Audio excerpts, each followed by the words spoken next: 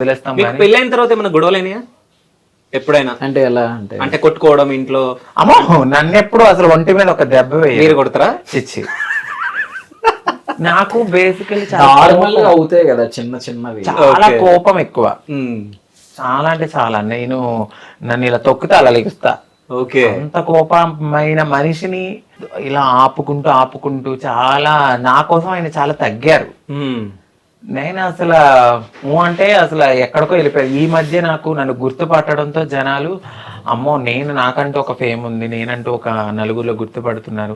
మనతో పాటు నా బిహేవియర్ ని మొత్తాన్ని మార్చేసింది నా భర్త. చాలా మార్చేశారు నా బిహేవియర్. ఎలా మార్చాడంటే ఇక అసలు చెప్పలేము అసలు. ఒక వేలో చాలా బాగా మార్చేశారు. అయితే పెళ్లి అప్పుడు మీ ఇంట్లో ఒప్పుకోలేరు కదా? ఎవరు లేదు, లేరు అని అనలేదు కానీ ఒప్పుకున్నారు. ఓకే. నువ్వు తీసుకున్న అంటే ఒప్పుకున్నారు మా వారిని, నన్ను కూడా యాక్సెప్ట్ చేశారు. వాడు ఏదైనా ఒకటి అనుకున్నాడు అంటే అమ్మ చేసుకుంటానంటాడు, చేసుకోకుండా అయితే ఉండడు. బట్ మేము ఇప్పుడున్న సిచ్యువేషన్ లో మాకు ఒక అమ్మాయి ఉంది, రాలేము, కొంతమందిని పంపిస్తున్నాము, కొన్ని రోజుల తర్వాత మనం కలుద్దాము అని అలా మాట్లాడుకుంటూ ఫోన్ లో మాట్లాడుకుంటూ జరుగుతుంది. అయితే నేను ఇంతకు ముందు వచ్చేటప్పుడు ఒక రీల్ చూడడం జరిగింది. సో మీ పెళ్లి అప్పుడు అందరు ఎల్లో కలర్ డ్రెస్ లో ఉన్నారు, నడుచుకుని వస్తుంటామా? లేదు, పక్కన అందరు ఉన్నారు, మెల్లగా నడుచుకుంటూ వస్తారు. మొత్తం చుట్టుముట్టు మీ కమ్యూనిటీ వాళ్ళు ఉన్నారు. సో తను ఒక్కనే ఉన్నాడు, చాలా ఇబ్బంది పడ్డాడు. ఆయన ఫేస్ చూస్తే అర్థమైపోయింది అక్కడ. సో అప్పుడు ఇబ్బంది పడ్డారా మీరు? ఇబ్బంది ఏం లేదు, నేను నార్మల్. సంబంధించిన వాళ్ళు ఎవరు లేరు, వెనకాల మొత్తం ఇద్దరు ఉన్నారు. అవును, లోపలంతా మా ఫ్యామిలీ అందరూ ఉన్నారు. కానీ అది అలా క్రియేట్ చేసింది. ఇది కమ్యూనిటీలో మా గురువు, మా సిస్టర్స్, వీళ్ళ మధ్యన ఆ రీల్ అనేది కొనసాగింది. సో అందుకని చెప్పి నేను అది పెట్టగలిగాను. అందులో అదొక ప్లాంట్ గా జరిగింది. అంటే ఆ సీన్ ఇలా చేద్దాం వీడియో మంచి. అంటే మా అత్తయ్య చనిపోయారు, మా గురువు. ఓకే. అందులో మా వారి పక్కన అమ్మ కింద ఉన్నారనమాట. అప్పుడు ఆవిడ చనిపోయారు రీసెంట్గా, ఒక 4 months బ్యాక్. సో ఆవిడ గుర్తొచ్చినప్పుడు అలా రీల్స్ చూడడము, దానివల్ల ఉన్న రీల్ని పోగొట్టకూడదు. నాకంటూ మా పెళ్లికి ఫస్ట్ పునాది వేసింది ఆవిడే. ఓకే. ఆ విశ్వాసము, ఆ ప్రేమ, మా గురువు అంటే నాకు చాలా ఇష్టం. సో అందుకని చెప్పి అసలు పెట్టుకున్నాను. సో రాజుగారి కంటే ముందు మిమ్మల్ని ఎంతమంది లవ్ చేశారు? లేదండి, అస్సలు నా మైండ్ మీరు కాదు, మిమ్మల్ని ఎంతమంది లవ్ చేశారా అని అడిగా. ప్రపోజల్స్ వచ్చాయి కానీ నేను అసలు ఎంత ప్రేమించడం యాక్సెప్ట్ చేయలేదు. ఆ నిమిషం ఉండే ఎలా ఉంటారో మనకు తెలియదా చెప్పండి. నేను అసలు ఎప్పుడు పట్టించుకునేదాన్ని కాదు. ఓకే. వాళ్ళ పెదవులు ఒకటి చెప్తే వాళ్ళ చూపు ఒకటి చెప్తుంది, అప్పుడే అర్థమైపోతుంది. సో అంటే మీకు అర్థమైపోతుంది ఎవరేంటి అనేది అసలు. ఓకే. సో మీకు పాస్ట్ లవ్ ఏమైనా ఉందా? పాస్ట్ లవ్ అంటే ఏమంటారు దాన్ని? ఉందంట, లవ్ అనరు దాన్ని. ఇప్పుడు మామూలుగా అమ్మాయిలు వెనక్కి తిరగడం అది జరుగుతుంది కదా, అవి జరుగుతాయి ఎవరికైనా, ఎవరి లైఫ్ లో అయినా జరిగేది. అది దాన్ని లవ్ గా పరిగణించడం అనేది నేను ఒప్పుకోను. దాని లవ్ అని పిలవరు. లవ్ కి ఒక విలువ ఉంటది, సాక్రిఫైస్ ఉంటది, లవ్ ఉంటది, అది వేరే ఫీలింగ్ అది. సో ఆ తిరగడాన్ని ఇది లవ్ ని ఒకటి చేయలేం. ఓకే. సో ఏమంటారు అది ఏదో టైప్ టైప్ అది. ఓకే. అంటే మొత్తానికైతే మీరు ఏదో బెదిరించో ఏదో చేసి మీరు పెళ్లి అయితే చేసుకున్నారు, అంతేనా? ఎవరిని బెదిరించి? బ్లాక్ మెయిల్ చేసి? అలా లేదు, ఫుల్ తన మనస్ఫూర్తిగానే జరిగింది. అది నా కొంచెం ఇబ్బందిగా అనిపించింది. ఓకే. కొంచెమే తాగానులేండి, అప్పటికే తలుపులు కొట్టేసి తీసుకొచ్చేసరి. ఓకే. ఎక్కువ తాగితే ఏమయ్యేదో కానీ కొంచెం వెళ్ళింది. అంటే మీ మీద ఎంత లవ్ ఉంది కదా రాజుగారికి. సో అంటే ఒకవేళ మీరు నో చెప్పిన ఉంటే ఏమైతుండే రాజుగారు? అంటే ఎప్పుడన్నా ఒకసారి ఊహించుకున్నారా మీరు అది? అంటే లవ్ చేసి మోసం చేసి వదిలేస్తే ఆయన వేరే డిప్రెషన్లోకి వెళ్ళిపోయి ఉండే. ఒకవేళ నేను అలాగే గనక లవ్ చేయకుండా కంటిన్యూగా అలా అనుంటే మేబీ ఎవరైనా లీవ్ చేసి వదిలేస్తారు కదా, బాధపడుతూ. నేను అలాగే అనుకునేదాన్ని. కానీ లవ్ చేసి మోసం చేసి వదిలేస్తే తప్పు. ఓకే. సో అంకిత గారు ఫస్ట్ అబ్బాయి లాగా ఉన్నప్పుడు ఎలా ఉండే, ఏ హీరో లాగా ఉండే? నిజం చెప్పండి. సరే మీరు చెప్పకండి, సో రాజు గారు చెప్తారు.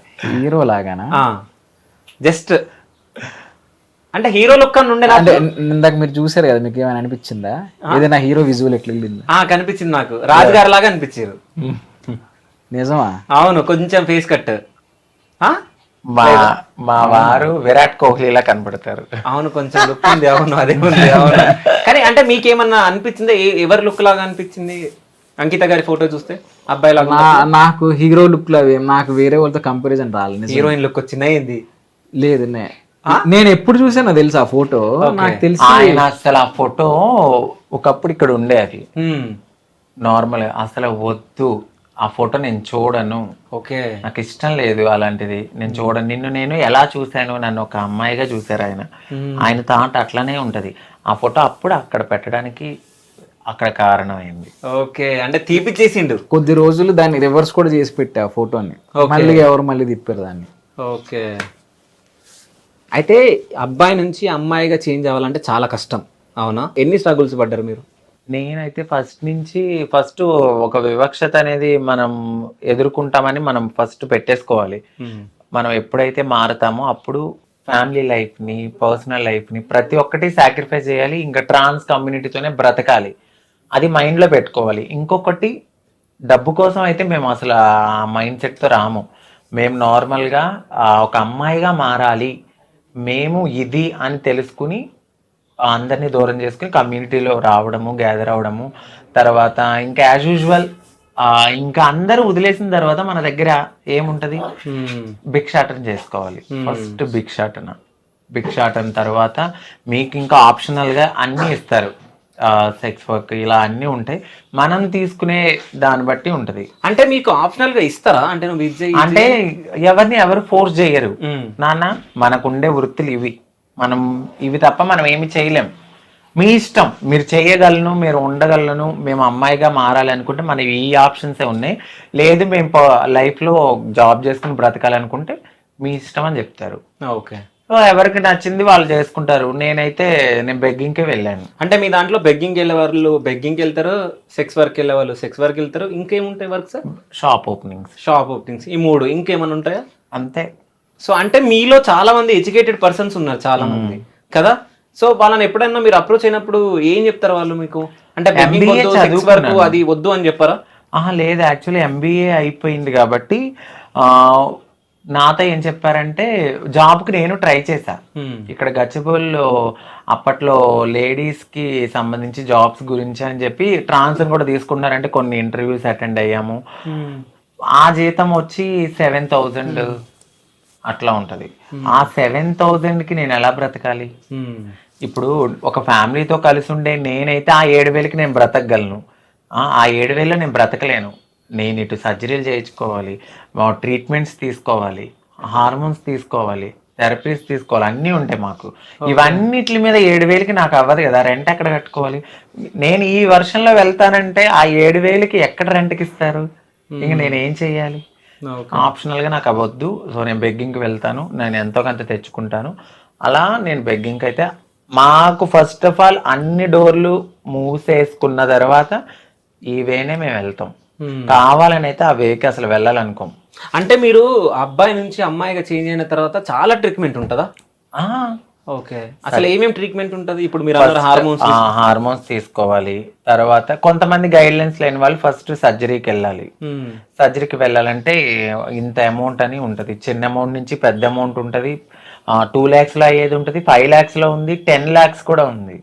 సో ఇవన్నీ అమౌంట్స్ కావాలి కదా మనకి, ఆ సర్జరీ అవ్వాలి. దాని తర్వాత బ్రెస్ట్ ఇంప్లాంటేషన్, అది ఆ సర్జరీస్ ఉంటాయి. ఇంకా మనకు కావాలంటే లేజర్ ట్రీట్మెంట్స్ అని, బాడీ షేపింగ్ అని, అన్నిటికీ ఒక్కొక్క సర్జరీ ఉంటుంది. ఓకే, సో మీ ఖర్చు అంతా ఎవరు భరించారు? రాజు గారా? లేదు, తనే మొత్తం.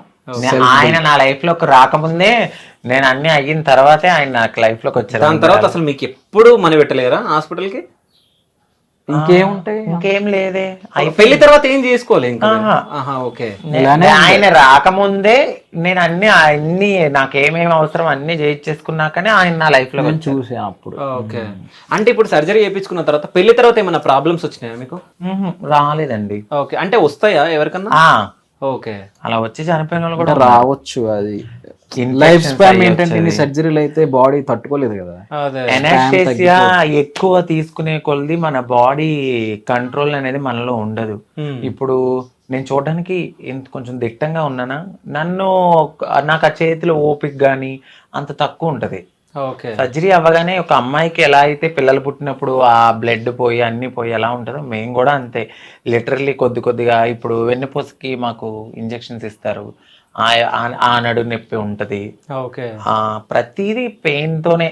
ఒక ముళ్ళ బాటలో నుంచి గులాబీ ఎలా అవుతుందో మేము కూడా అంతే. ఓకే. సో ఆ గులాబీని రక్షిస్తున్న రాజుగారా? అంతే, అలాగే చెప్పాలి. చాలా బాగా చూస్తాం. సో